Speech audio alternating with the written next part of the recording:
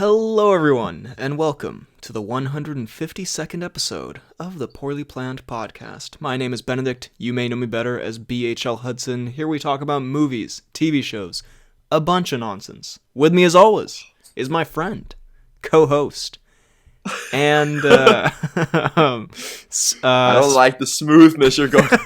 I feel like I'm operating like a late night jazz radio channel or something. Very accurate. As always, is Frederick, who is sorry, I need to give you a thing. Oh yes, my Spanish spelunking buddy. You've been spelunking Spain, I guess.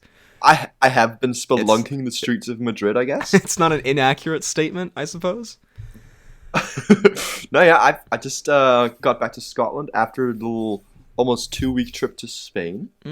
Very delightful, very warm though. Won't lie, it was probably like in the 40s. Oh, Jesus. Not exactly a shout. Like I already thought between 25 and 30 in Denmark was too much. Yeah. And then I get there and I was overwhelmed by everything going on there. But otherwise, a very good trip. Got some great food. Met my girlfriend's family. A big step.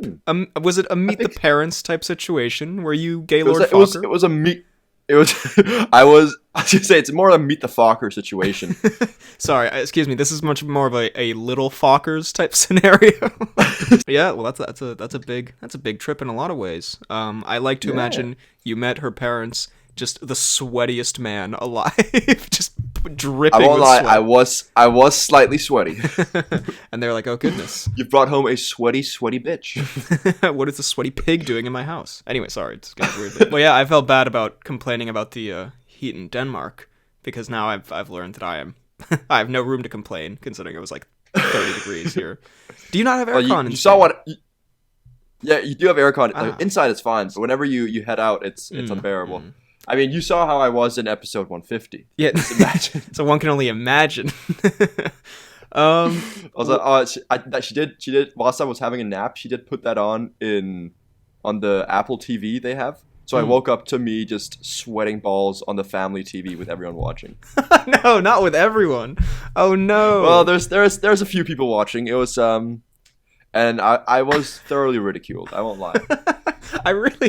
I don't enjoy that I have to be a part of this. I'm also in the video. Well, you look much better than I do in this video. So I mean, in fairness, I knew the darker shirt was a shout. Well, hey, that sounds like a brilliant time. I've been having a great time as well. I do have one little pod story before we jump into their time codes down below. By the way, we're talking mini reviews this week. We're talking House of the Dragon, Bullet Train, She-Hulk, bunch of stuff. The Boys, a little bit. We might do some news depending on how much time we have, but there really is nothing that interesting except for Leonardo DiCaprio broke up with his girlfriend. Topical reviews. Yes, but basically, a little pod story that relates to a pod story you told a few weeks ago. Ooh, okay. I was at my grandfather's 85th birthday with his close friends and family, and I was, in fact, the only person there under the age of 50, so that was enjoyable. Except for one baby that was there. Yeah, it was me, my baby cousin, and then just, I don't want to say a bunch of old people, because that's really disrespectful, but a bunch of people, not exactly of my generation, perhaps. And of course, Papa Hudson. Not exactly of my liking. It was a great time, it was very fun, but there was, of course, the inevitable... "So, are you still doing those movies thing?" And I was like, "Oh boy, here we go." Okay. Classic old person way of saying you still do YouTube. You still doing those Hollywood films there? Sorry, I'm not trying to disrespect my grandfather here. I would say he was a very hip man, but I was. What did you say? That he's a very hip man, but some of his I mean, he sort of has an idea of what I do because I mean, he's known about it from the start. But he has no idea to the real extent. He doesn't know the empire I own. But of course, his friends do not really have the greatest of ideas. So there was, of course, the They don't know you've got a monopoly on all film.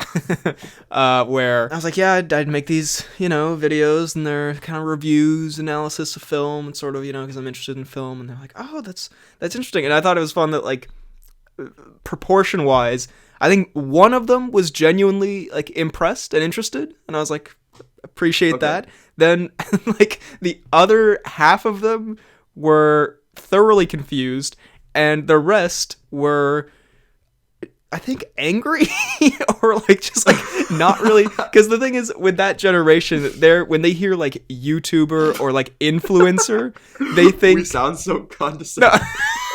No, but like they've heard like influencer on the news where they see these like, you know, people doing TikTok dances. It's kind of like people make millions off doing dances. So I feel like that's what they were getting from that. They were thinking I was like a TikTok star who's like useless, talentless sack of shit, which I am in fairness, but I'm not a TikTok star.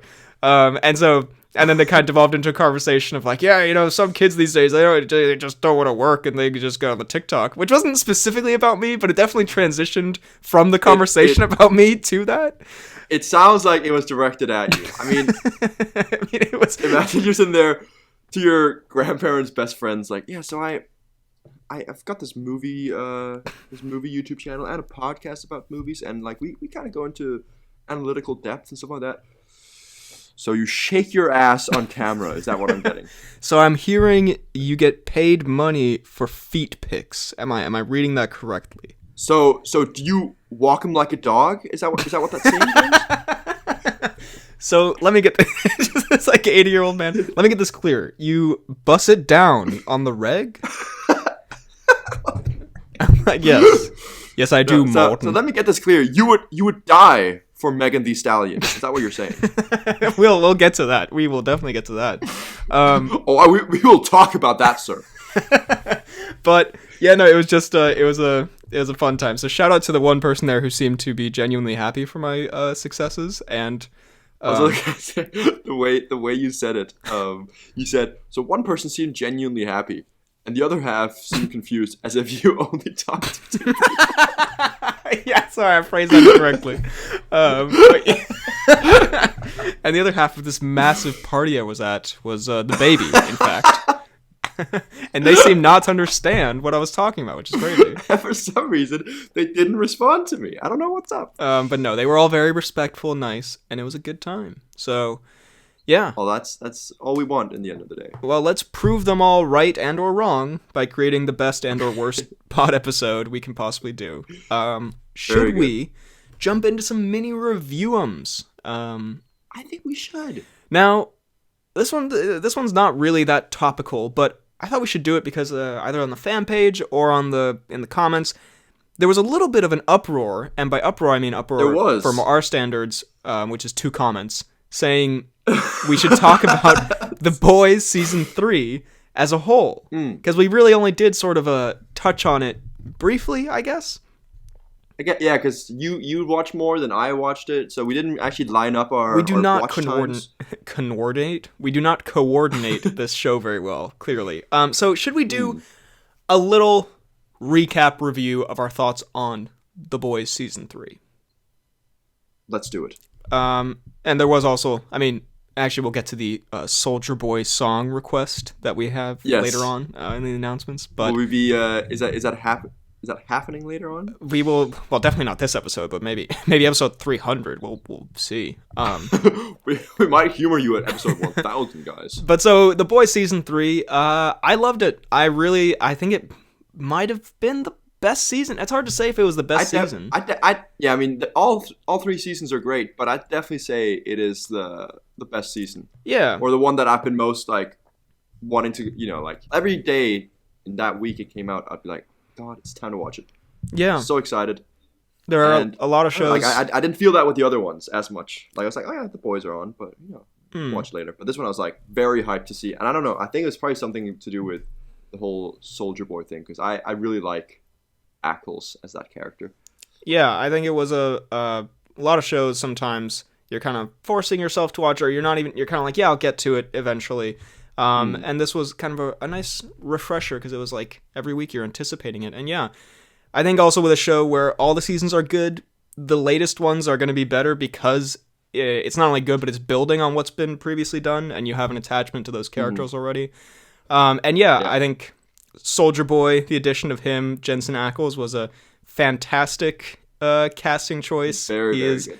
A hilarious character and a great so addition to this world. I'm just this like, because like everyone that show is an asshole and like a terrible person, but like him, this guy is such a like. He has a different version of it, like an old timey kind of, from a different time. Old timey, like what is he like 60s, 70s kind of asshole? just the worst. Dude. And he really played it well. Also, him and Homelander. You were genuinely excited to see that crossover because they're both very distinct characters, and they're both so shitty in their own ways. Yeah, and they actually are a match for each other, So like Well, that was also... It's not like the one character's like, oh, he's a badass, but if Homelander tries to attack him, he'll die instantly. Whereas this one's like, oh yeah, there's kind of like an equal footing, Yeah, I think they've done a good job of building up new ways of making the Homelander stuff interesting, because at a certain point, it's sort of like... Well, what can you really do? Yeah, he's literally the most powerful man on Earth. Yeah. I thought actually that was another thing that I loved about this season. And this has been true for the other ones, but the truly terrifying like atmosphere whenever Homelander is there, it's just he's genuinely so disturbing. And I think it was more so in this season because in the previous ones you're like, there's something you can have on him. There's like the blackmail. There's something keeping him slightly in check. Yeah, you got him slightly shackled. Yeah, but now he's just when he goes off the rails, he can just do whatever. Off the rails, it's so scary. It's fucking terrifying. I laughed out loud every single time when he always fat shamed A-Train.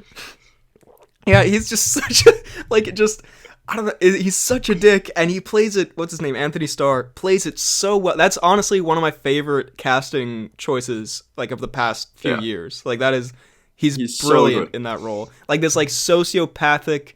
It's crazy because he's like the most hateable character ever, and yet he still manages to like, I guess like make him funny in a way, or like still like.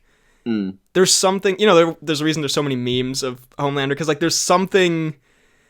Just like something charismatic, likable, I guess. But something, yeah. He's just like a very layered, entertaining, well done, well written character. I thought, I don't really have many complaints. I thought the whole Frenchie storyline was a little strange, but that might just be me not remembering. I didn't love the where it came from. I didn't love the Frenchie storyline either. I don't know if we've ever actually have we seen this Nina person before?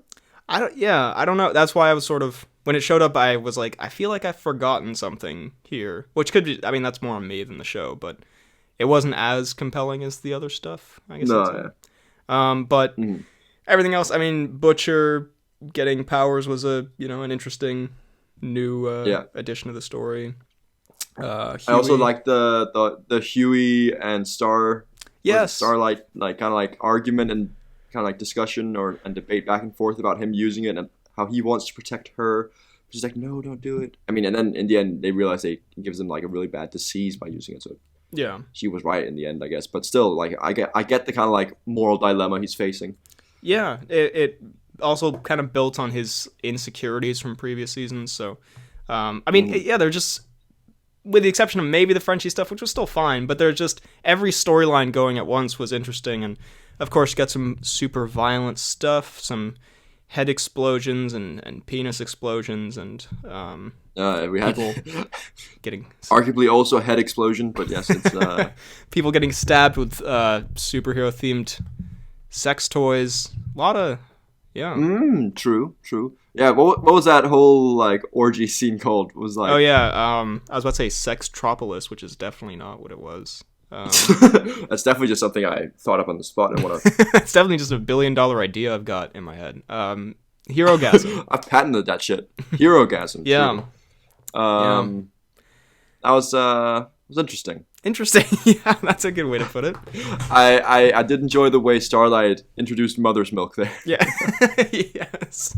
And also like interesting political commentary. I made a little video about that, and also a crazy ending, which is now turned into a meme, but a crazy ending that hints towards the next season being even more like Homelander just does whatever the fuck he wants, because now there's a section of the public that will be fine with it. Yeah, he can literally just kill a man in front of him, and then Mother's Milk's wife's boyfriend, husband.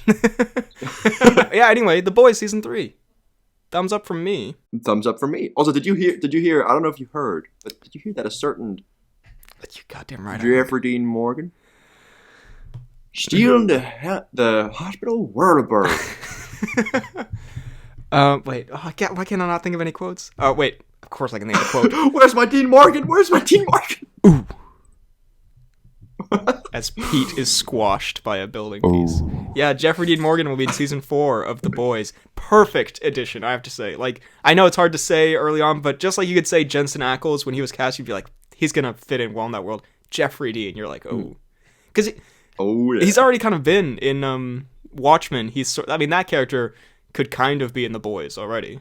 Yeah. Honestly, his Watchmen character seemed very much like Soldier Boy in the new season. Yes. Yeah, actually. That's a good point. So yeah, excited for that. He fits. You haven't seen Thor: Love and Thunder, by the way, right? No. We're going to keep pushing. It's going to stay in my mini reviews notes until you have seen it and we can discuss the very much midness of it. God, it's the least anticipated wait anyone's going to have for this. Do you have this very thoroughly mediocre movie that we probably won't have much to say about? We'll both be like, yeah, no, I mean, it was okay, I guess. Yeah. It's decent, I guess. I've got a lot of stuff. Do we want to say some of the more topical things for later, and then go, or do we want to go topical now and then I say the other things later? Is there any way we can sprinkle it so people don't just skip to the end, but also people don't click off immediately? I see. A sprinkling like question mark? Because I know our audience doesn't care about anything else we talk about besides the topical ones. All right. Well, then I will go non-topical, all right, and then we can get to the topical stuff. I have started watching. I mean, it might be topical. I don't know when the new season came out, but I've started watching a show with my girlfriend called The Great. Have you heard of this? No. Is it about Alexander? It's about Catherine the Great. Ah, close. Okay. They were both in that epic rap battle of history. About God damn, I had a 50-50 choice. I was wrong. Is she the Russian, czar? Yeah, it's the Russian one. Yeah, exactly. However, it's been taken that, this historical thing, and been made into, a very, very funny comedic show that's also quite brutal at times. I've heard of it. But this, it is in fact with the man who goes beast mode, playing Peter, Peter the Great's son. And he's just the most incompetent ruler / emperor of all time. God. And just he is such a dick, and it's so it's I think you would very much enjoy some of the things he does. It's it's very, very funny. It's both he's both really terrible, but he's also just the biggest douche. He's so, damn. He has sex with his best friend's wife right in front of his eyes, and just thinks it's okay. He's like, oh. And he talks to his best friend about your wife is lovely. Oh my God, Holt! And it's just the nuttiest Holt performance ever. I think you would very much enjoy. And then it's about how Catherine comes from Germany or Austria. She comes to be his empress, and is just appalled by the way Russian life is and how he runs the country. And then she basically plans a coup to take over the country. And then that whole how she gains supporters, but also how he's just completely oblivious, but just the worst person. It's kind of funny how it's a very, very funny back and forth they have, especially the first few episodes are good because they kind of lay the foundation, but then towards the middle and end of season 1 and also throughout season 2 so far, the back and forth and dynamic they have is brilliant. It's so funny. I think you would very much enjoy it, honestly. I saw a clip from it a couple days ago, I think, and it did look like a bit of a nutty. I do like those nutty historical turn into a bit of a comedy thing. The thing is that there's they also don't hold back with both the language and the physical and visual violence in it. Which also it's very tame for a lot of it. Then suddenly you'll hear a dick joke and someone's throat will get cut. It's very all over the place, but very funny. All right, I'm here for it. Big recommend. All right, yeah, and I think you would like Elle Fanning as Catherine. Very cool, very cool. Also, I will say Nicholas Hoult kind of gets typecast a little bit in historical drama kind of, or I guess this is more of a comedy. But he was in The Favorite and Tolkien. They're always Nicholas Hoult. He looks like he's from an older time. he looks like he's time traveled, this man. Fair enough. No, yeah. I guess I'll go in a similar vein. Speaking of historical shows, but much more serious and realistic, because it is my father's favorite show, probably, of all time. Ooh. And I guess, for once, we cannot ridicule him. Not that we ever ridicule him. But this is... He's the king. This is the IMDb, like, #1 rated show of all time. So you kind of gotta allow him to have this one. Okay. Band of Brothers. The... World War II. I hear good things. Yeah, 10. I guess it's not a show; it's more of a miniseries, 10-part miniseries. But it is amazing and extremely, just like dark and emotional, but also like kind of uplifting in a way. It's basically, for those who don't know, it's a World War II show about like based on a real company, Easy Company, who, had to go through World War II, basically. And, I mean, various battles, and it starts off with, like, them training, then D-Day, then Bastogne, and all these places. I'm on episode 8 right now, so 2 more to go. And, yeah, it is, like, one of the best things I've ever seen, honestly. It's, sometimes you have, like, dads get emotional about, like, war stuff, and kind of, you're like, okay, it's not. But then I sit down and watch this, and I'm like, all right, I'm sure he'll tear up and it'll be whatever. And then by like the second episode, I'm like, oh man, okay, yeah, no, I'm good. I'm good. All right, I got you, Papa Hudson. It's actually great. Yeah. It's a very interesting show because it has like the core group and like it shows how their camaraderie builds like throughout the course of battle. And then but each episode is kind of told from a different character's perspective, but the different characters come in. You got Sergeant Winters or Captain Winters. He kind of goes through the ranks. He's just a super likable main kind of lead. And also at the start of the show, they show the real guys like giving an interview for like a couple minutes, and like it's kind of crazy to see them, how they actually went through this stuff. And yeah, it doesn't highlight, like it doesn't romanticize war as much as a lot of other things do. Like it shows the camaraderie and the brotherhood, and it's not like deeply depressing, but it also shows the darker side of like death and the horrible injuries and the PTSD. And like in the last episode 8 that I saw, the moment that like really did almost get me was where one of the people in their like patrol dies like a really horrible death, and the guy narrating the episode, he's like, I'm sure his family received a letter saying he died in an important mission, when in reality he died screaming in agony as his friends watched helplessly. And I was like, my God. It's just like, it's very intense and amazingly made. Yeah, I hear good things. Yeah, very good. But it is like Steven Spielberg produced, and it still has a little bit of that like uplifting kind of vibe to it. So it's not like just a depressing. It's not all bad. Yeah. Yeah. And I will say, is it like each episode go through like a different battle, or? Well, sort of. So it starts with them at the base, and then it goes through. There's like D-Day, and then there's like sometimes it's just like a patrol they have to get, or sometimes it's like one character's journey. There's a period of time where they're stuck in Bastogne, which is this like fucking miserable, freezing winter hellscape that they have to get through, which is like just like 3 episodes of that, which is extremely harrowing and just horrible. And yeah, it's just, I don't know. It's really, it's like probably like the best done war thing I've seen. I will say, just on the kind of more pod nuttiness side of things, there is also an exorbitant number of just very random cameos of people who weren't really famous back then, but have now gone on to be famous, which is just like, first of all, it's not really a cameo. One of the main characters is played by Mark Wahlberg's brother, which just kind of caught me off guard. Because I was like, that looks like Marky Mark, but I know it's not Marky Mark. And I was like, it's Donnie Wahlberg, of course, who is an actor in his own right. But then, yeah, like I was Mark Wahlberg's brother. There's just like a random Peg cameo. Peg just shows up at one point, like just for like 2 seconds. And again, it's just like actors who went on to become famous. It's not like they're in there to be like because they're cameos. How old is the show? It's from like I think 2001 maybe.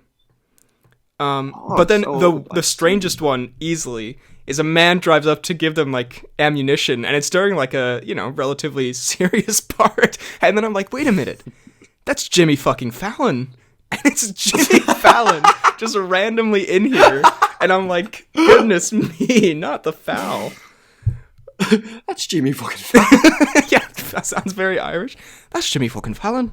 And also, it's not really a cameo. He plays like a main character, but Ross from Friends is at the start. It's just the most like dickish asshole, and yeah, it's a good. Does he get his comeuppance or? He does. Yeah, they get him like fired basically. But no, it's just incredibly done, and yeah, I can't recommend it enough. It's amazing. Awesome. I've always wanted to check it out, but I never really get around to it. But I'll put it further up the list, as you say. Very good. Yeah. Now, I reckon should we go topical? Let's hit a topical. Let's do it. Well, I have been keeping up to date, except for the episode that's come out today. House of the Dragon. It is on my list. Yeah, I have not seen today's. Have you not watched it yet? No, I have. No, I mean it's on my list of things to talk about. I see. I was gonna say it better be on your fucking list. We're recording this on Monday, by the way, of this week. Yeah, a little bit of the Paddy Considine action. I don't know why that's who I thought the case. A little bit of that Milo action. A little bit of that stealing an egg. Egg stealer. I was gonna say something that was very funny. Was that when I was in Spain, my girlfriend's mom. I was like, "Oh, are you gonna watch House of the Dragon?" She's like, "I was going to, but I really hate the character that Milo plays." I mean, it's like, I get you. Brutal for Matt Smith. He does get kind of typecast as assholes. I like him in this role, honestly, because the guy he's playing, Damon, is just such an asshole. Go on, let's hear your thoughts. What are initial? I'm loving it, honestly. I'm very surprised by how much I liked it. I thought it was gonna be sort of a continuation quality-wise of Game of Thrones Season 8. And it doesn't exactly feel like Game of Thrones Season 1, but it feels maybe like that Season 4 to 5 era. Like it's good. Because it already feels very grand, whereas like I think Game of Thrones kind of has like a more humble, gradual, like kind of up or ascend, right? Whereas this one feels like you just thrust directly into the action, which in a way I like. Yeah. But like some people are saying, oh, it's better than Game of Thrones. I was like, it's definitely better than the latest Game of Thrones. But I wouldn't say so far that it's better than. It's also only 2 episodes. The old stuff. You can't really judge it that much. But like some people were saying like, oh, the first episode already exceeds every Game of Thrones. Like, no, it doesn't. Come on. Don't. No. Get the fuck. Don't be ridiculous. The other one had Sean Bean in it. Are you kidding me? Are you kidding me? Anything with Sean Bean. And the other one had Frank Vamp. It's exactly so far what I would hope it would be, where you're right, like it does dive into this world, because we already know the world, so it doesn't spend a lot of time building the world up, but it still feels grounded in that it's like setting up these characters in their own right. It's not just like trying to bounce off the success of the first one. It doesn't feel like, at least. Like it's setting up its own stories that I'm invested in already in their own right, without just being like, oh, it's a Game of Thrones thing, so I guess I should be interested. Like I am actually interested. Yeah, exactly. It is, if you took Game of Thrones completely away from it. Yeah, it's still that's a very good way of putting it. Yeah, still interesting. Yeah. So no, but the acting's quite good so far. We haven't seen too much action, mainly politics stuff, but I'm still liking. But I like that. It's a good setup. Yeah, exactly. Like it's gonna explode at one point, and I look forward to it. But like the tournament, I always love tournaments in these like kind of old timey historic things, like the let's go like with the lances and stuff. Always love it. Merlin, Game of Thrones, it just works. It's a good time. Probably not to live in, but to watch. No, but to watch on your sofa on a small screen, it works. I'll say, just like on the tourney aspect of it, I don't get how in a lance tournament you can all of a sudden say, oh yeah, I want to fight you to this. Yeah, I want to cut your fucking head off.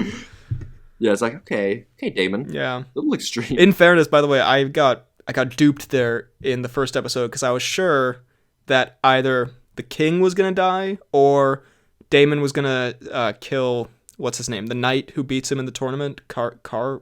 Yeah. No, it's not Carl. Carl? It starts with C. That's his official knight call sign. Here comes Carl. What's he called? Kristen Cole. Kristen Cole. Cole. I thought for sure that he was gonna go to like be like, "Hello, knight me" or whatever, and then he was gonna get stabbed in like the ass by Damon. I genuinely thought that, like he's like, "May I have the princess's favor?" And then he's gonna get his head chopped off or something, and that's gonna be like, "Oh yeah, Damon's a bad guy," but he's a douche and a bad guy, but at the same time, he is he's showing more restraint than like a Joffrey Yeah. or I guess he hasn't someone like that. He hasn't done anything that he's done a lot of dickish things. I guess he hasn't done anything like that horrific yet, unless I'm missing something. Yeah. Like, he's just kind of like insulted his dead Apart from nephew. being Matt Smith. Yeah. By the way, Matt Smith, just a man very up and down in the roles he chooses. I mean, first he's Doctor Who, and then he's in House of Dragon, but then also he's in Terminator and Morbius, and it's like, Matt, what's up? Matt. But he's very good. You should really not use two different agents. Another thing that it sort of brought back about Game of Thrones, just like the fucked upness of Game of Thrones. Like, there are just a lot of scenarios I remember in Game of Thrones. I mean, there's scenarios and there's just like violence where I was just like, ugh, God. And like this brought that back also with like, I don't know why I was about to call Damon Ghoul. He's definitely not called Ghoul. Damon, he goes around and like... In fairness, I see the Matt Smith and Ghoul comparison and likeness. He goes around like cutting everyone's dicks off and... that classic scene. Also, the childbirth, like, death scene, super fucking brutal. Like, I was like, oh, God. And in a way, I was like, well, this is kind of what... It's less, like, sanitized, I guess, than later Game of Thrones, which made it, again, feel a little bit like going back to the roots of the show.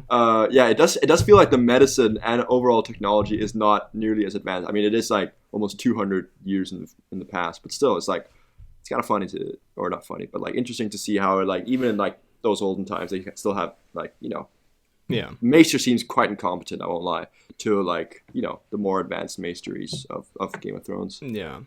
And I like Rhaenyra.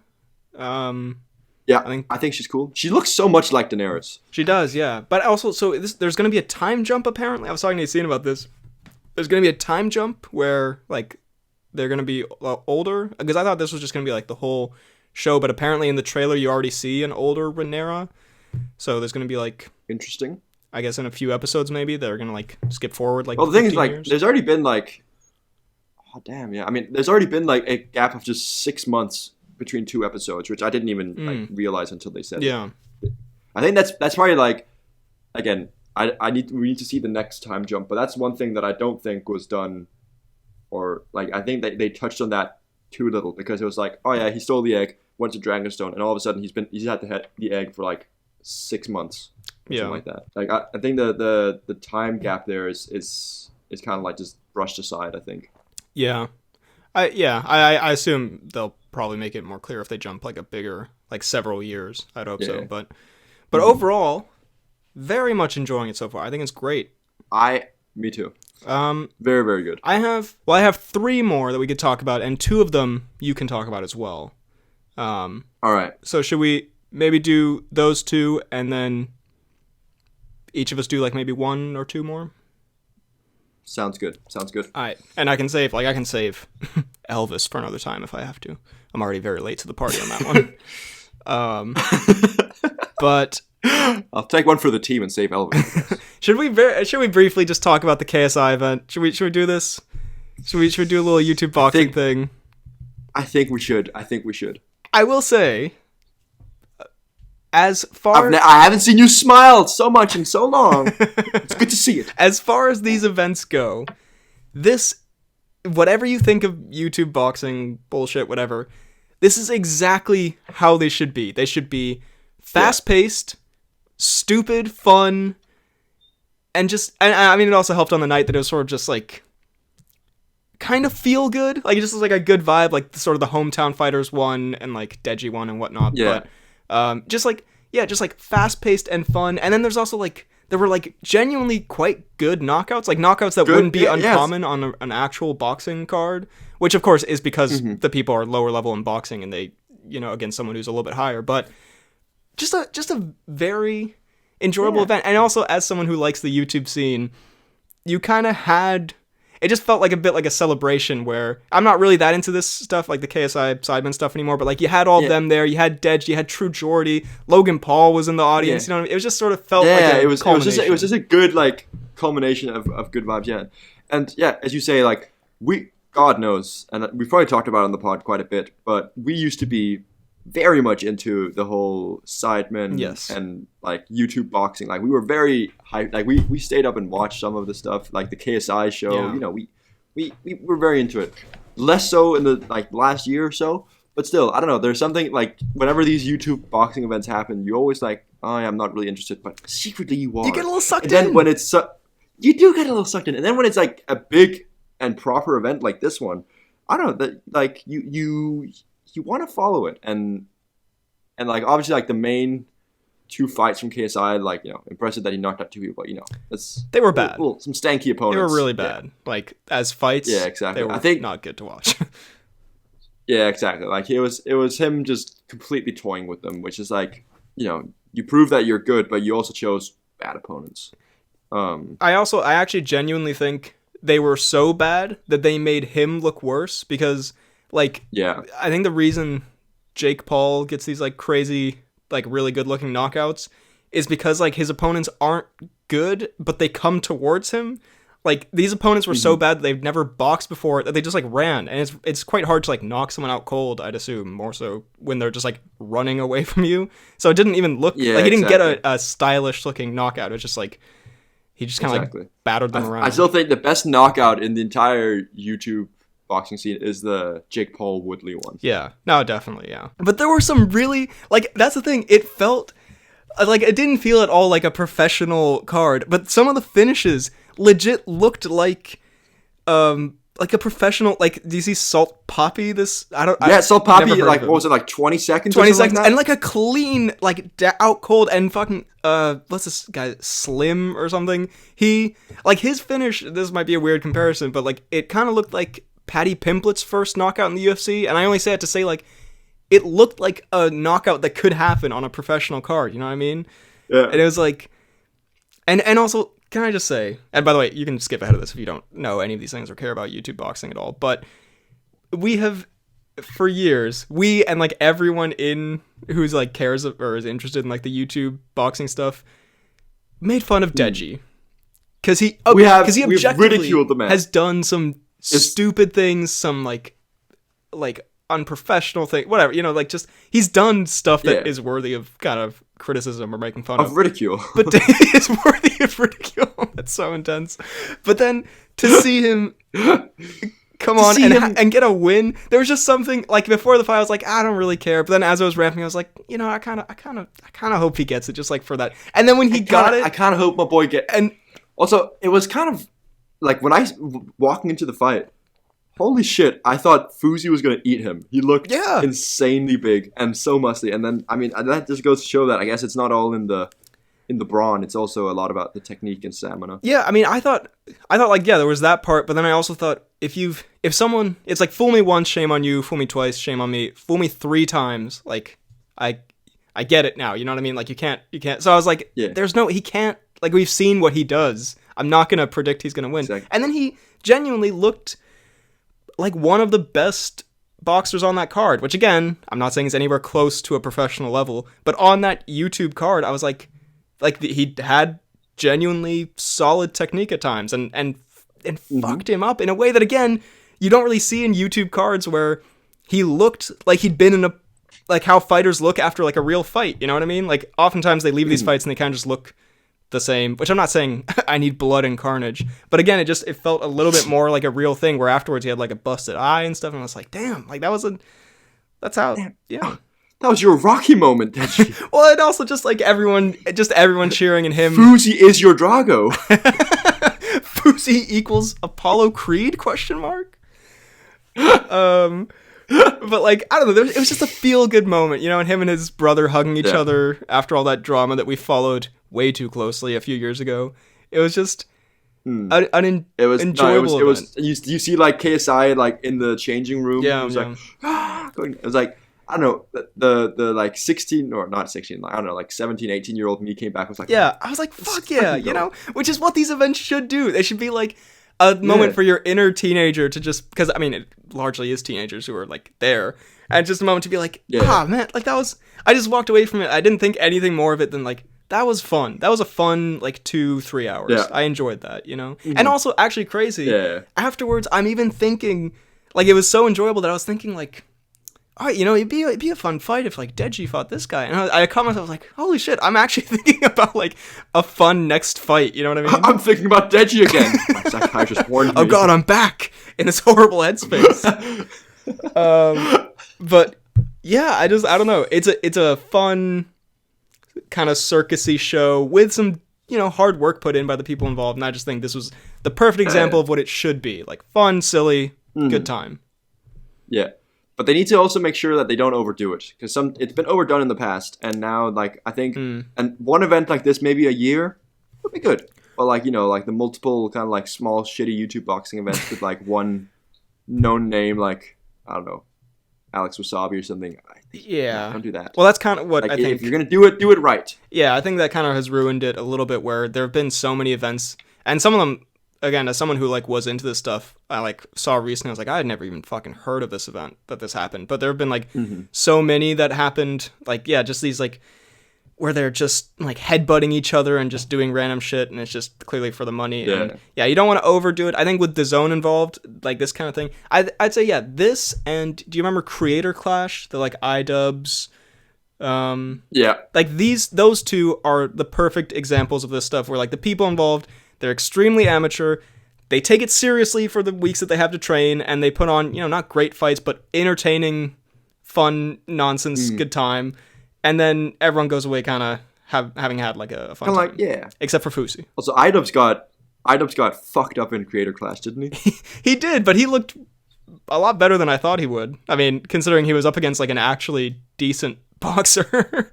Like, yeah, and he's wasn't he against, like the Dr. Mike or something? There's doing another one soon, which again, I'm excited for. And also that one was all for charity, which like you can appreciate. Oh yeah, it's good stuff. But yeah, just a good time. So you know what, I was going in thinking like this could be kind of a cringe fest, and at times it became it a little bit, but also generally speaking, a fun time. But also delightful. Yeah. And should we, on another note of things we can both talk about, should we discuss the latest Woody film? Do we want to save that for the very end, though? Fair. Okay, we might want to do that. Okay. I think we should save that for the very end, because that is all right. Probably the one we've got the most to talk about. I will also say we'll save it. Okay. Well, go ahead. Should we both do then one more and then do that? One more. Okay. Let me think. Because I've watched. I'll quickly just say one thing I watched, because we've talked about a bunch, but I did watch 2 of the John Wick movies. Ooh. 1 and 2, which is very good. Delightful. Watching them with my girlfriend. She hadn't seen them before. She's like, she loved them as well. So very good. How much for the car? She's not for sale. She's not for sale. And then in Russian, anything is for sale, bitch. Yeah. That's my Russian. That's my Russian says a sentence in complete English. I've got I have to choose between 2 here. It's tough. I mean, again, you can just throw the other one in next week. Like, I'm sacrificing Elvis here, so like. Yeah. Okay. Fine. You're pulling your part here, I guess. All right. I'll let the most recent one slip then, and then talk about Ready or Not. Ooh, have you heard of this? I watched the first like 20 minutes a couple years ago, and I never got around to finishing it, but it was good. It was enjoyable what I saw, and I've heard really good things. Yeah, honestly, very, very enjoyable. Like it's such a like over the top. It gives me it's like a combination of not Poirot, Benoit. Correct. Benoit. And I don't know, just like a gory, mushy slasher film, because like some of the things are just so over the top in it, but it's also like, I don't know, it's very funny. It's a very, very funny movie. And also quite intense. Like you're sitting there and like, do you want to watch it? Should I kind of keep it light on the spoilers? Or? Yeah, it's like keep it light, but I know the premise that like this family plays a game and it's like a human hunting game. Yeah, but basically it's like, so because obviously like it's not something that happens often because there's new additions to the family all the time. But if you pull the hide and seek card, that's like the time you have to, because there's like a bunch of choices or a bunch of options to get. And if you pull the hide and seek card, that's like where the hunt begins. You can tell that it's something that doesn't happen often in the family, right? Because like they're both shocked, and some of them are just so amusingly incompetent at killing. There's this one girl who's like, or woman, she's like, I don't know, like 30 or something like that, and she's like so excited to be part of it, but she's also just so like trigger happy that, not to spoil who or what she does, but like, all right, what she does I will say, but she's like, she just shoots anything she sees, and then like freaks out afterwards when it wasn't like who or what she wanted to shoot, and like just like very, very like spoiled girls like, Daddy, no, ah! Kind of thing. Very, very funny, and I don't know, the violence is also like I don't know, obviously like toward the ending bit is, again, I don't want to say it because it's that would probably be the main spoiler, but the ending is just so completely ridiculous that but I don't know, like so ridiculous that you're just sitting there like, what the fuck? Because like throughout the most of the movie there's been this kind of like hint of supernatural power. Everything kind of like culminates at the end in a very like slapstick but very gory and funny way. So like I think you should really watch it. It's so enjoyable, and there's some very nutty moments throughout as well. I might bump that one up because I have been meaning to watch that for a while. It's sort of genuinely so good. It kind of gives a bit of a Benoit meets Get Out sort of vibe, like a little bit of a. I guess you could a nutty, Get Out meets Benoit. That's a good way of putting it. Yeah, comedy horror kind of thing. Yeah. And I'll also say that this woman, apart from like maybe one or two things, like the lead, she does like, it's not one of those like typical movies where you get frustrated with the main character, because she basically does everything that any person in her situation would do, right? And like does a lot of the right moves, similar to Get Out. But yeah, you'll see. All right, fair. No, yeah, I would definitely be down to watch that. Well, my penultimate one before we get to the bullet train. We can't very well not talk about She-Hulk. Yeah. Have you seen any of it? No, I have not. Okay. Well, I have to say, I would also twerk for Megan Thee Stallion. I would also kill for Megan Thee Stallion. Tone it down, or whatever she says.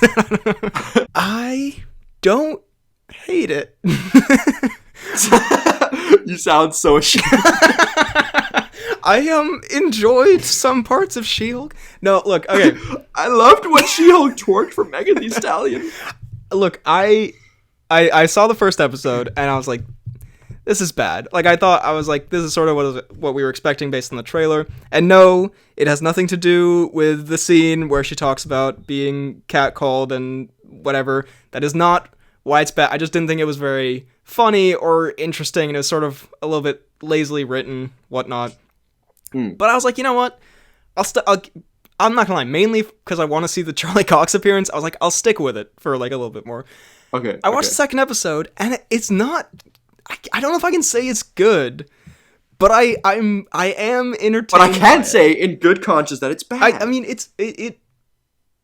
And this might be a commentary on the state of the MCU right now, but unlike something like Ms. Marvel or Hawkeye, I was sort of like, at least I'm interested in it. Like, at least something's happening where I'm not like rolling my eyes like, okay, yeah, I know we're gonna do this and this and this. It's not very clever, and like the jokes feel kind of forced, but at the same time, like occasionally they'll get one in there where I'm like, that was actually kind of clever. And I'll be like, I don't know. Bit of a knee slapper there. I think she's very good as She-Hulk. Like, I think she's a very likable lead actress. I think Tatiana Maslany is her name.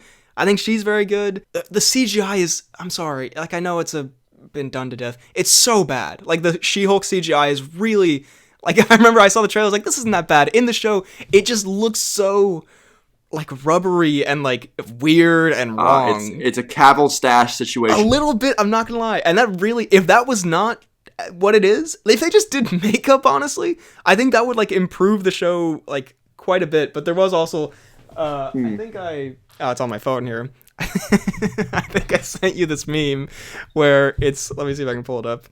It's the that Gus Fring meme where he's like standing adjusting his suit, and he says, You hate She-Hulk twerking because it's cringe. I hate She-Hulk twerking because of how disproportionate her ass looks. We are not the same.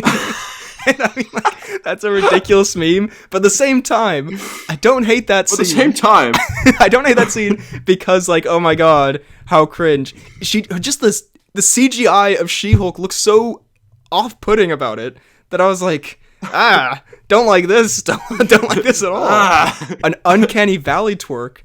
No, thank you. No, I mean, we can talk about that, like, that whole thing.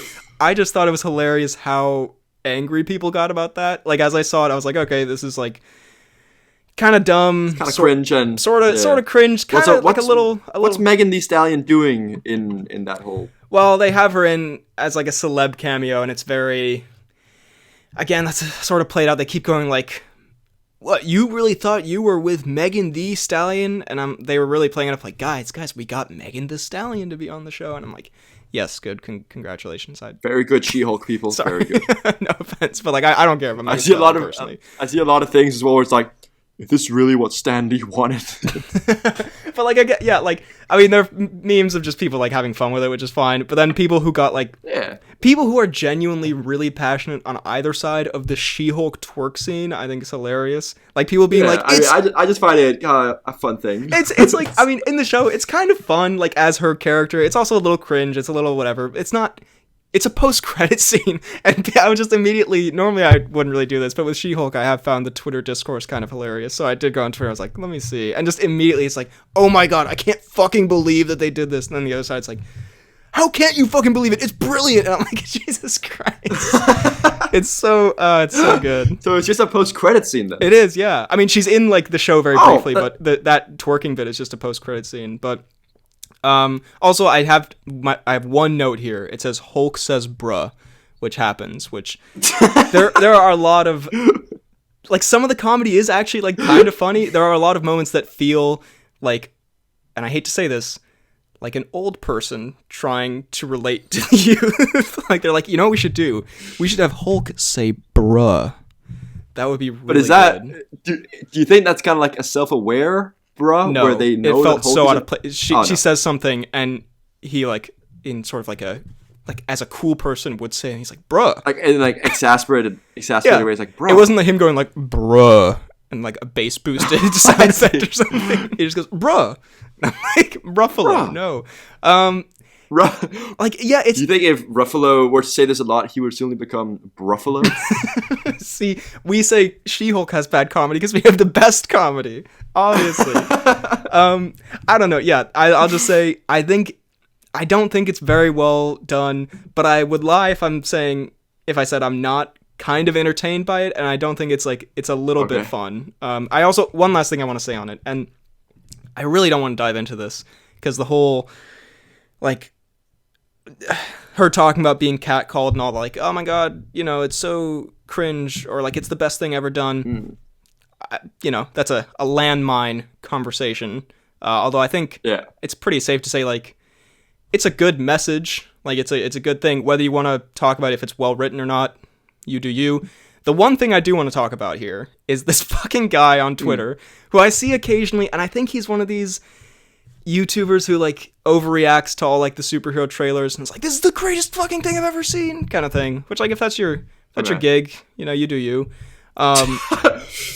Anything to get food on the table, I guess. But it's called The Real Soups. I'm not trying to call him out or anything, but this tweet made me laugh pretty hard, because he says, the scene where Jen explains how she's able to control her anger was easily my favorite moment of this episode.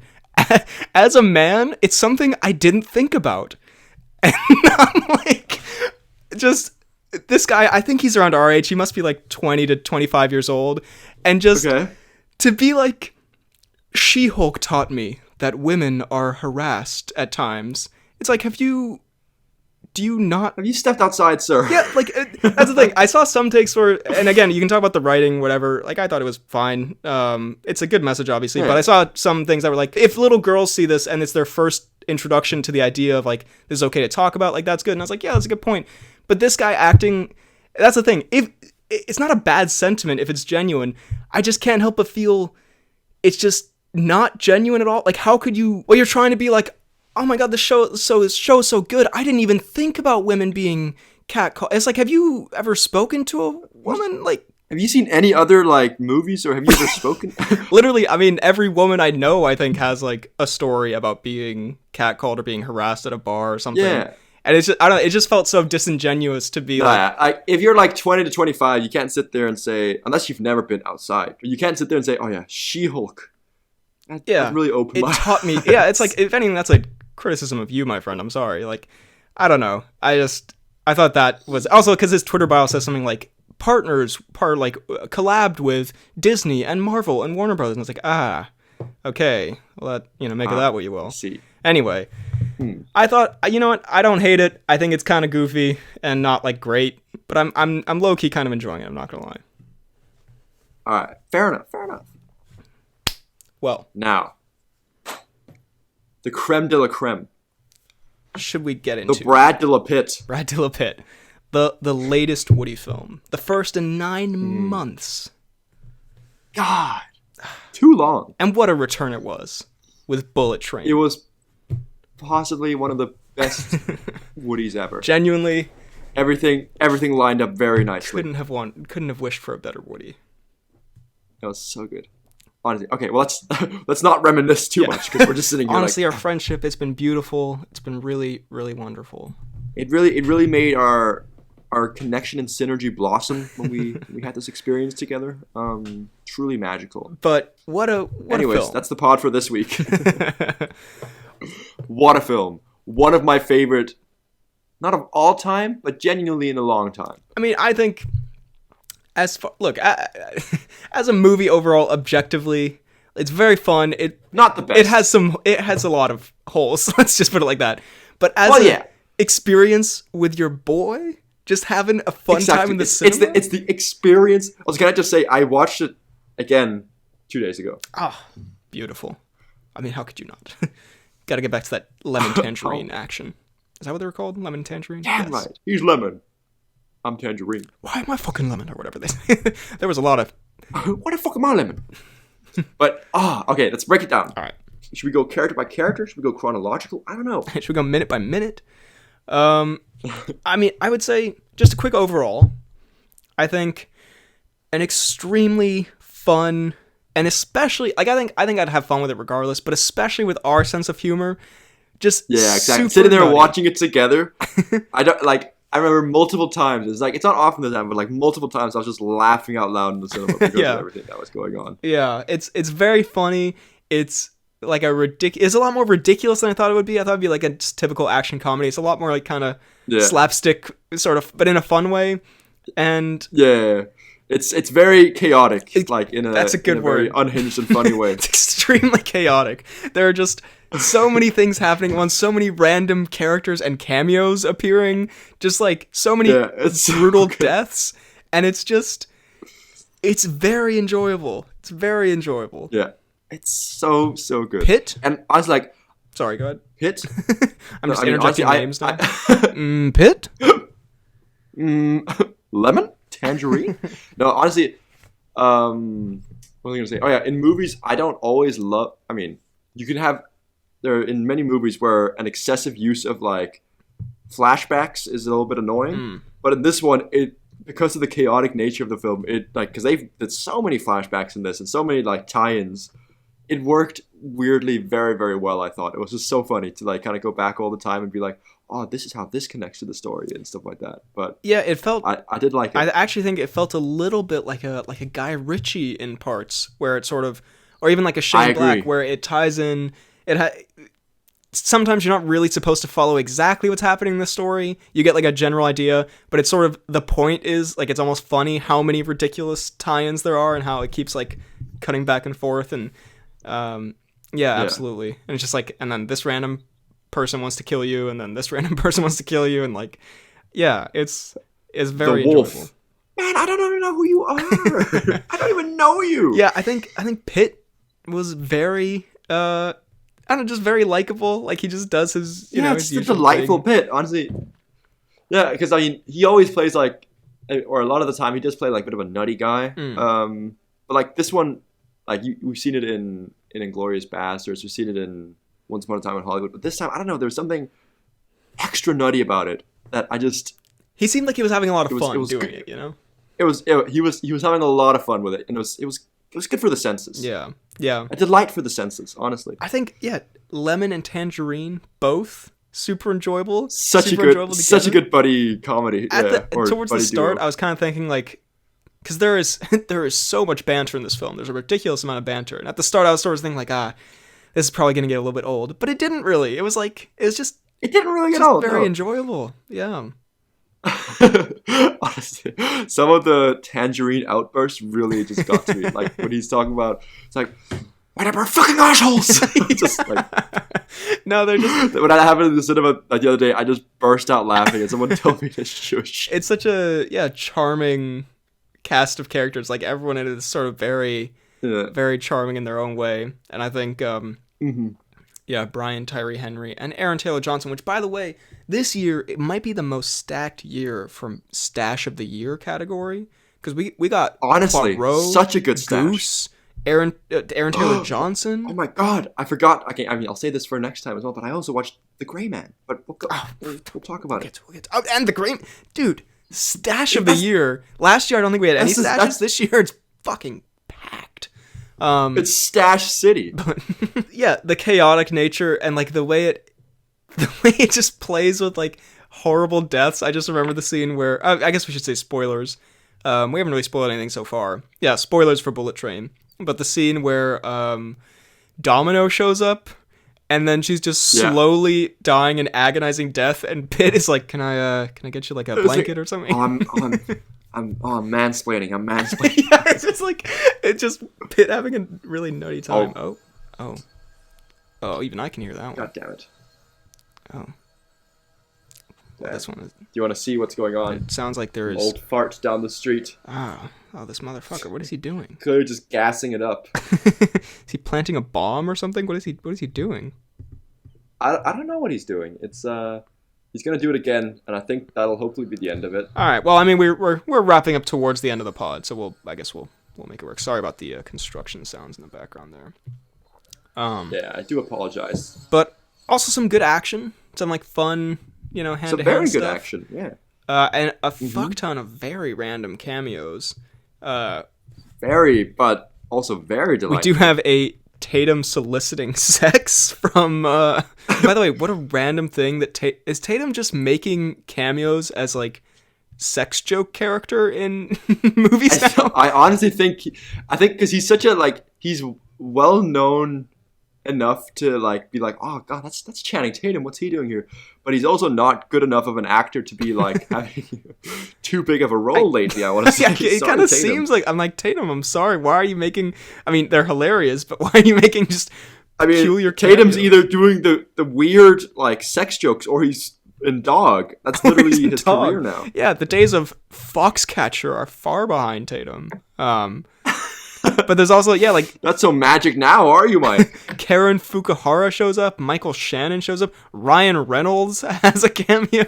As Carver, very funny as well. Because I can totally imagine the Reynolds-Pitt dislike for each other, like, in the movie, but then, like, being complete buddies in real life. Yeah. I don't know. Yeah. And also... Sandra Bullock as well. Sandra Bullock? And there's, what's the wolf called? Bad Bunny? Bad Bunny.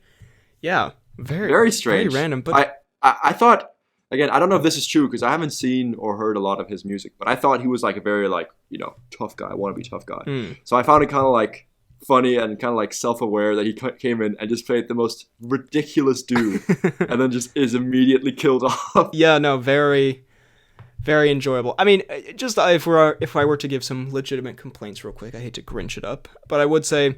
Okay. Little long and kind of gets a little too wrapped up in all the plots towards the end. And I think they kind of play on some of the bits a little too much, like the Thomas the Tank Engine and the luck kind of thing. But generally, just very good. And I honestly agree with you that they play on those a bit too much, but it's not something that takes away from the movie. No, I wouldn't like take away points for that. And also at the end, the horrible girl who like caused all this gets hit by a truck, which I enjoyed because I thought she was gonna get away with it. Driven by lemon. I will also say like a scene that gave me goosebumps both times I watched it is like when like the towards the final fight scene when like the bad guys get on the train and Lemon gets it moving, and like the I Need a Hero Japanese version comes on. Yes. I don't know. It's just an awesome action scene. Yeah. There were some So great good. music choice to action scene combinations in there for sure. Yeah. Yeah. I can't really think of anything else specifically. It was just very, very enjoyable. Yeah. I also thought like not the main story, but like the main catalyst or side story for the whole thing with like the whole, like the kid being pushed off the roof. Because that was obviously like, and the dad coming, that's obviously like, it almost felt like weirdly parallel because it was so much darker than the rest of the movie, I'd say. Yeah. Or like, yes. more like the dad wasn't like nutty at all or something like that. And then he still gets tied into the entire like ridiculousness of the movie, and I don't know, it weirdly worked. Yeah, it mixes tones pretty well, I'd say. Yeah. Tones they've been mixed. So a big thumbs up for The Poorly Planned. Huge thumbs up on Bullet Train. Very, very enjoyable film. Mm-hmm. Well, should we move into It's Cnews?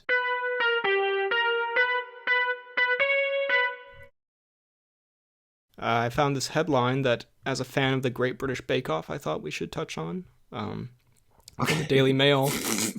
We need 12 muffins to go. Great British Bake Off's Paul Hollywood reveals he once served Tom Cruise a hefty room service order. So, apparently he worked at a hotel before getting famous on that show, and he, quote, recalled the moment where he had to cook up 12 muffins for the Top Gun star.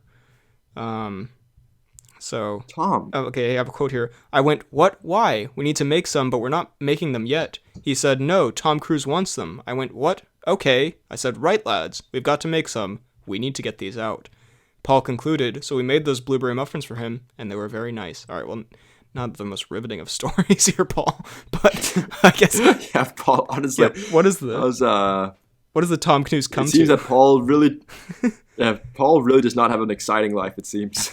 Right, lads! I need 12 muffins on the go! And then we made the muffins! And they were very good. But so I guess Cruise either eats 12 muffins at a time or was entertaining a very hungry guest. I imagine Cruise eats through his anus. Well, I guess that's your right to imagine. I'm glad you saved the Cnews here. My right to agree. All right, well, anyway, let's dive into the announcements and such. We're going to start with some comments. First, we're going to episode 150. Oh, God, there's so many comments, and we have so little time here. Fuck it, we're just going to go for it. I'm a madman, I know. Fuck it. Mahir says, great to see the video format. Thank you, Mahir. CJ says, Uncharted is my least favorite movie of all time. Fair was stinky. Joe C says, thanks for entertaining me for a whole year now. I got into this pod a little late, I'll admit, but I've had a blast ever since. Here's to many more laughs and what a jokes to be had. Thank you, Joe C. And, you're welcome anytime on the pod. If you start today, you start yesterday, you start 5 years ago. It's up to you. Ooh. You start tomorrow even? Lucia says, now that was a wet episode. That is my girlfriend. And Movie Guy says, Fidalgard, what a sweaty peacemaker. So a very confusing chain of comments there. Very disturbing, honestly. Weird having my girlfriend in the fandom. Yeah, quite, I'll have to say, don't like it. Get rid of her. Anson says... she sat there, she's like, I'm going to comment something. It's like, okay. And I saw that it was just hateful. Just hateful to the sweatiest man. Anson says, Big L for that Ponyo slander. That's fair. I mean, I know I'm wrong for that. It's just my thoughts as a child. I'm sorry. Daniel says... Honestly, I wanted to be a bit controversial there. So. Another really great and enjoyable episode. Here's to 200, but I do have to say, I was slightly disturbed about Freddy sweating so much. Fair. It was like a health hazard. Honestly, almost. yeah. Pod Clips says, amazing episode. Here's to 200. Movie Guy says, when I first clicked, I thought it was a poorly planned porno. Not sure what this is in reference to, but I'm going to assume it's from the Peacemaker and the other one, I see. like lying on top of each other. So. I think because they look. I mean, they look. There's a fan page thing about that as well, where they look a little inappropriately. Yeah, it does placed. look like one is receiving mouth sex from the other. Yeah, and I recognize we did that unintentionally. It's because there was no other way to balance them on top of each other, you know? GC Green says, ain't no way BHL missed the opportunity to say episode 100 cinema, episode 150 cinema. I'm very disappointed in myself as well. I'm sorry. Damn. Jaden left this comment that a friend of mine actually sent to me, which was disturbing. Great to see the return of What a Joke. It was missed, but let me comment the opposite of a joke, instead of fact. During the filming of the live-action Pinocchio film, the VFX artists were struggling to figure out the length of Pinocchio's nose. For guidance, they decided to look up photos of BHL Hudson. However, they found that BHL's nose was so large that it would be unrealistic and therefore had to shorten it by 12 centimeters. Thanks, Jaden. Loved that one. You motherfucker. Oh my god. Genuinely getting bullied. This is genuine harassment. Just truly hateful, yeah. I guess I have to just sit here and take that. The thing is, it's your own fault because until you said it, no one had ever thought it, and then you put such emphasis on your Pinocchio-esque face. The thing is, yeah, now everyone's talking about it. Everyone was thinking it. But they were like, they're too we have such a nice community, no one would say it. But then I made the joke, and now the floodgates have opened. There's a vine like that where the guy goes like, yeah, and I got a big forehead, and everyone laughs, and then it like zooms in on him, and he thinks like, damn, they've been laughing about that behind my back this whole time. And that's kind of how this feels, where like, you guys are getting a little liberal with those jokes, aren't we now? Yeah, a little loosey-goosey with these ones. Cal W says, I had the pod on in the background while I was eating, so I wasn't entirely paying attention until I heard, do you think Thwaites' nuts are like anchors? My attention was undivided after that.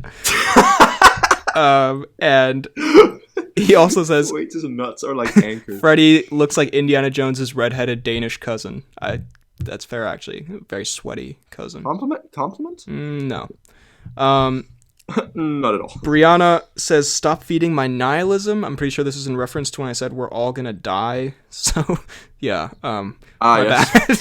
Sorry, went off on a bit of a mad one there. Kian says, BHL, the phrase, what the fuck, I spent X amount of euro on this, is actually more common in Ireland than you may think. Yeah, Ireland is more expensive than I was expecting. I thought it would be way cheaper than Denmark. Not really. And now that I pay for all my own shit, not a vibe.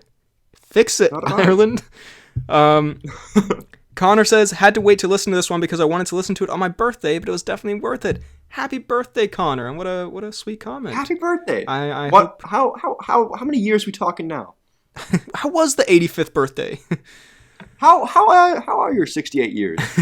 No, that's very sweet. I hope you had a lovely birthday. And GC Green says, the fact that BHL and Freddy couldn't contain their laughter during Exploded Diaper is just a testament to the comedic genius of the Diary of a Wimpy Kid movies.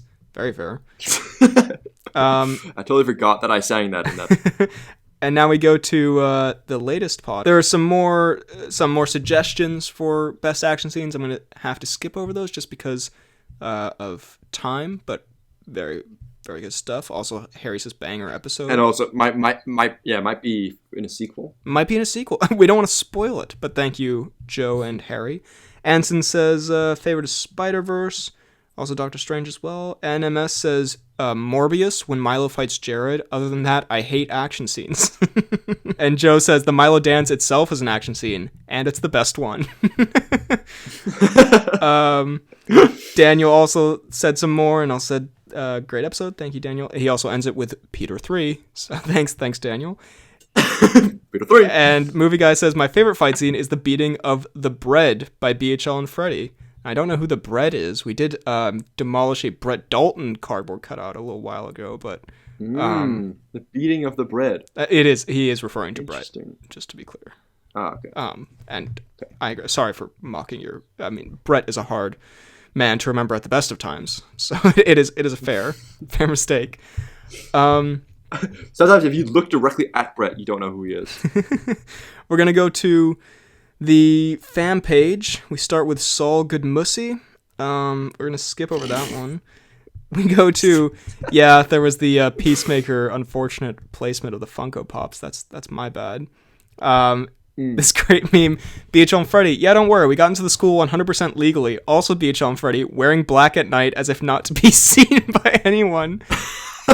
Freddy in episode 150, and it's just Peel sweating his ass off, which was good. Yeah, it's Peel sweat. Yeah, that's fair. We're going to go to, then we actually have some more announcements because we skipped a whole week.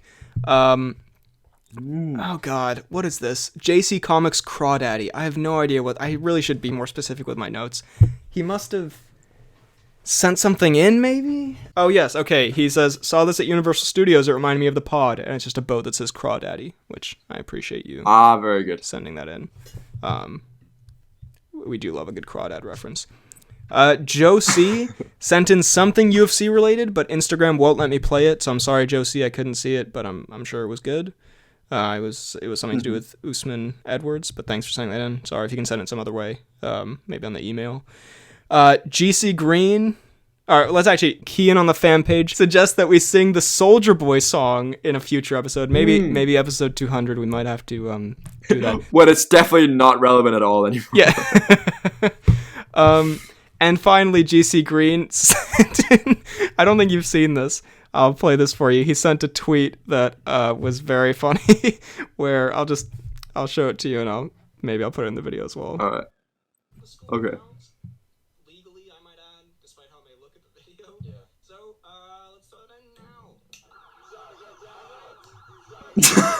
So it's basically just us saying we got into the school legally and then just horrible police sounds around us. But that was a great video. Thank you, GC Green. So that was the pod for this week. Bit of a long one, and we'll be back with Elvis Talk next time. Ooh, I hope you enjoyed this episode.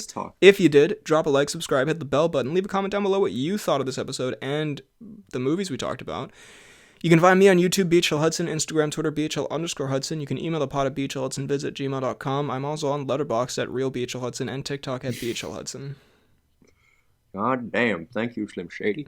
I'm on Twitter at FTK_Don'tSniper. I'm on Instagram at Fidalgard. You can also find me on Letterboxd at FTK_Thwilms. And you can find me on YouTube at FTK_Gaming. Thank you very much for listening. And we will see you next time. Big